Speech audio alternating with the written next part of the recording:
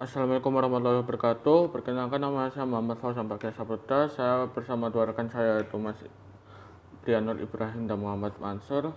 Kami akan menjelaskan subsektor industri kreatif di bidang fotografi. Yang pertama, pengertian fotografi menurut para ahli. Yang pertama, menurut Ansel Adam, fotografi lebih dari sekedar sebuah sarana ide komunikasi virtual. Fotografi adalah sebuah seni kreatif dan juga sebagai media berekspresi dan juga komunikasi yang kuat, menawarkan beberapa persepsi, interpretasi, dan eksekusi yang tak terbatas. Lalu selain Ansel Adam, Elliot Erwitt mengemukakan yaitu fotografi adalah sebuah seni observasi, yaitu tentang menemukan suatu hal yang menyenangkan di tempat biasa, bahwa hal tersebut tidak ada hubungannya dengan hal-hal yang dilihat, dan semua harus dilakukan dengan cara untuk melihat mereka. Jadi, pengertian dari fotografi itu adalah sebuah proses atau metode untuk menghasilkan sebuah gambar atau foto dari suatu objek dengan merekam pantulan cahaya yang mengenai objek tersebut pada media yang peka cahaya. Lalu alat yang paling populer untuk menangkap cahaya ini adalah sebuah kamera. Nah, berikut adalah pengertian dari fotografi itu sendiri. Berikut adalah manfaat-manfaat dari fotografi. Yang pertama, mengabadikan momen. Fotografi ini berperan penting dalam kehidupan di masyarakat. Fotografi menjadi media yang mampu mengabadikan momen-momen yang ada dalam kehidupan sehari-hari. Contohnya momen kebahagiaan yang dapat diabadikan, yang biasanya pada pesta pernikahan, atau kebersamaan dengan keluarga atau family time, pesta ulang tahun, dan momen kebahagiaan yang lainnya. Yang kedua, sebagai ilmu pengetahuan, fotografi merupakan seni mencetak gambar dengan menggunakan cahaya. Artinya, fotografi merupakan sebuah ilmu pengetahuan. Peran fotografi dalam kehidupan sehari-hari adalah sebagai ilmu pengetahuan. Semua pengguna media sosial tanpa disadari telah memperoleh ilmu pengetahuan berupa fotografi. Ilmu pengetahuan ini dapat dipelajari dengan mencari berbagai referensi di internet tanpa harus belajar secara formal. Yang ketiga, menceritakan sejarah. Fotografi yang berperan sebagai media yang dapat menceritakan sejarah, karena fotografi dapat mengabadikan momen-momen, khususnya momen yang tidak dapat diulang kembali. Sejarah mengandalkan fotografi untuk menceritakan kisah-kisah terdahulu. Selain itu, fotografi juga berperan sebagai fakta atau bukti terhadap sejarah-sejarah kehidupan. Yang keempat, mendekatkan diri dengan alam. Jika Anda memulai menekuni hobi fotografi, biasanya Anda akan sering-sering liburan atau melakukan hobi ini di alam. Anda akan sering menjepret sebuah objek-objek alam dan akan membuat Anda lebih sering berinteraksi dengan alam, dan tentunya akan membuat Anda semakin dekat dengan alam. Yang terakhir, sebagai media informasi. Seni fotografi ini diperkenalkan kepada masyarakat melalui berbagai pameran fotografi dengan berbagai tema tertentu. Kegiatan pameran fotografi ini bertujuan untuk memperkenalkan seni fotografi kepada masyarakat. Seiring dengan perkembangan teknologi, pameran fotografi bisa dilakukan melalui media sosial dengan berbagai caption yang menarik. Caption foto berisi penjelasan dan informasi mengenai foto-foto yang akan dipamerkan. Dengan demikian, fotografi bisa berperan sebagai media informasi melalui gambar atau foto. Selanjutnya, sejarah fotografi dunia. Kamera pertama kali yaitu kamera obscura. Penuang fotografi bersinar ketika Niepce sukses menciptakan sebuah dokumentasi pertamanya pada tahun 1826 dengan melalui proses pemaparan sinar matahari selama beberapa hari yang dikenal sebagai proses heliografi. Walaupun hasil dokumentasinya terbilang kasar, Niepce telah tetap mengembangkan eksperimennya dengan bergabung dengan Louis Daguerre menggunakan proses yang mereka sebut daguerreotype sebagai proses fotografi pertama yang dipublikasikan yang mampu menghasilkan hasil dokumentasi yang jernih dengan detail-detail yang memuaskan.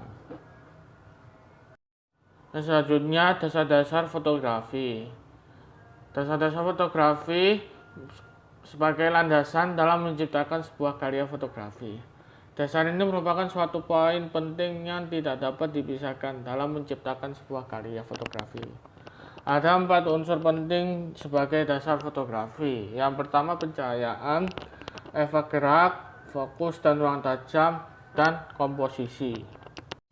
Ya, inilah istilah dalam dunia fotografi. Yang pertama adalah angle of view, sudut pandang dalam pengenalan objek fotografi. Yang kedua ini bokeh atau ngeblur.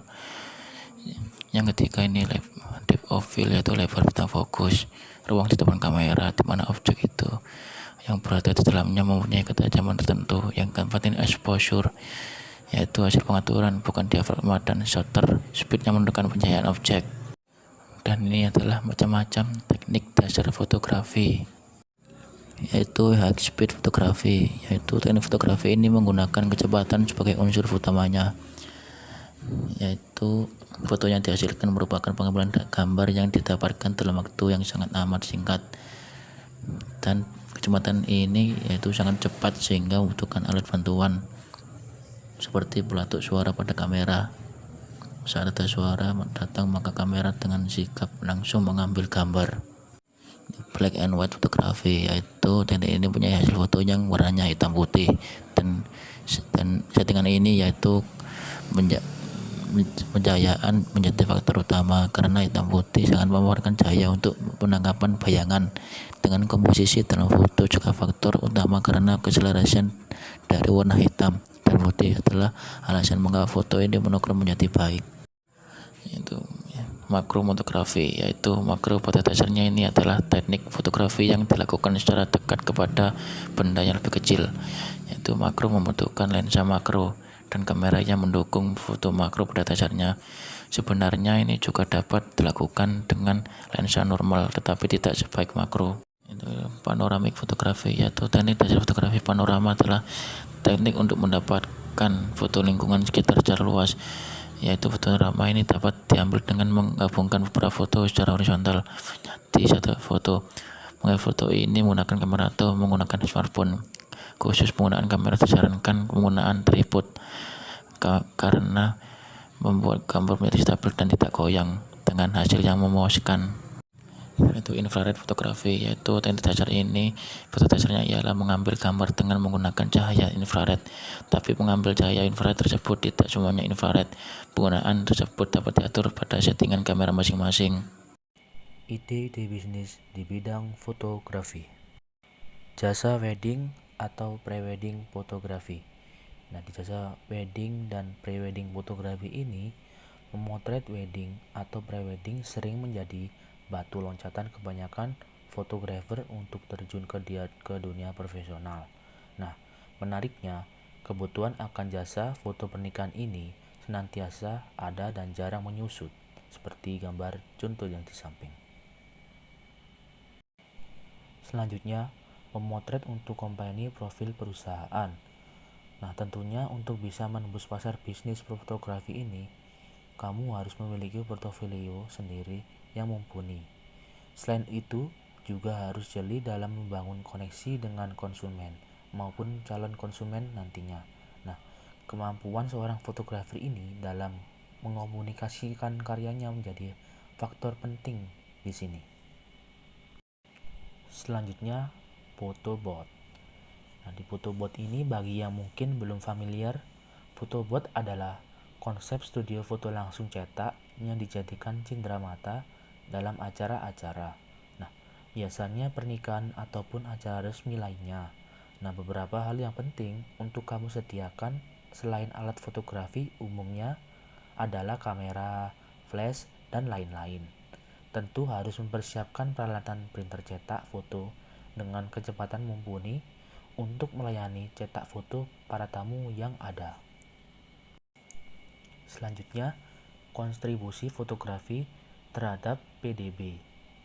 Yang pertama, 8,4 triliun dari kontribusi fotografi mencapai 8,4 triliun rupiah atau 1,3% dari total 15 subsektor ekonomi kreatif sebesar 641,8 triliun rupiah. Terus yang kedua, 63.7.555 tenaga kerja. Angka jumlah lapangan kerja di bidang fotografi yang tercipta sebanyak 63.755 rupiah tenaga kerja. Nah, tips agar menjadi fotografer profesional. Yang pertama, berlatih menggunakan kamera setiap hari. Terus yang kedua, pahami segitiga exposure. Terus yang ketiga, pegang kamera dengan benar. Yang keempat, mendekat ke objek foto. Yang kelima, yang terakhir adalah memaksimalkan komposisi foto tersebut.